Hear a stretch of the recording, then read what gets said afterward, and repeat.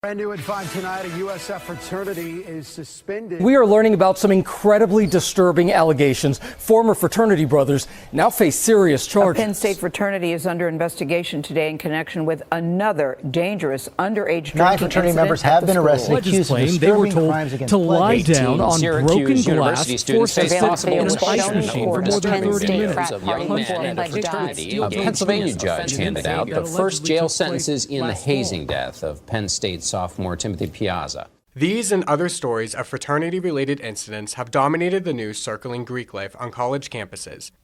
It seems that the only appearance of Greek life in the media and pop culture is when something negative happens.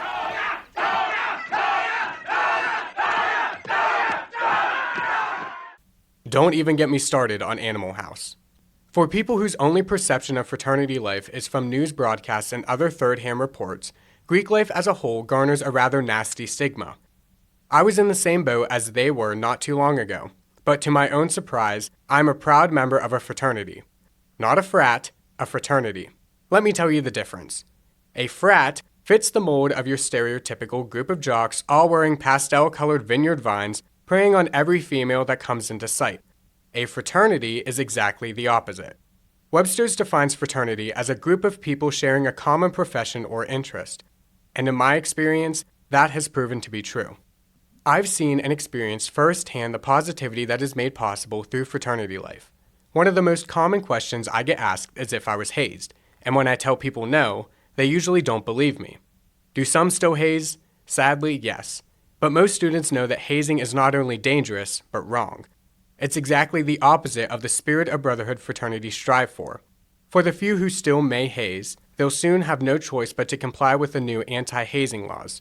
For example, the Timothy J. Piazza anti-hazing law, named after a hazing victim from Penn State, requires Pennsylvania schools to have policies and reporting procedures in place to stop hazing and inform students and parents of what is happening on campus.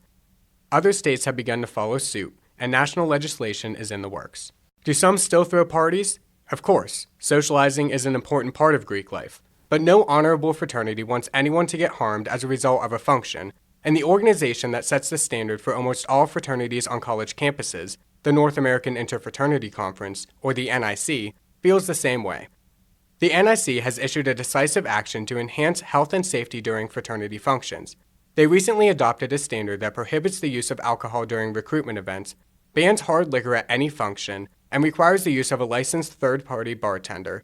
And these are just a few of the requirements. As a student at Robert Morris University in Pittsburgh, I am proud of the culture we've created around Greek life on campus. Using the slogan, Greek life done right, our fraternities have worked together to act honorably and provide a true sense of brotherhood, living up to the expectations of what a fraternity was meant to be. As a whole, our Greek life GPA is 3.31. That's higher than the campus average. In the past academic year, we've raised over $50,000 for charitable organizations. And again, we don't haze. In short, our culture and accomplishments demonstrate that not all fraternities fit the mold of the negative stereotype. While the terrible news stories about some fraternities are true, it is not fair to write off all fraternities completely. I entered college with the preconceived notion that frats are bad and I never want to be a part of one. Ironically, just 1 year later, I'm not only a member of a fraternity, but I find myself serving on my chapter's executive board and my fraternity's national council.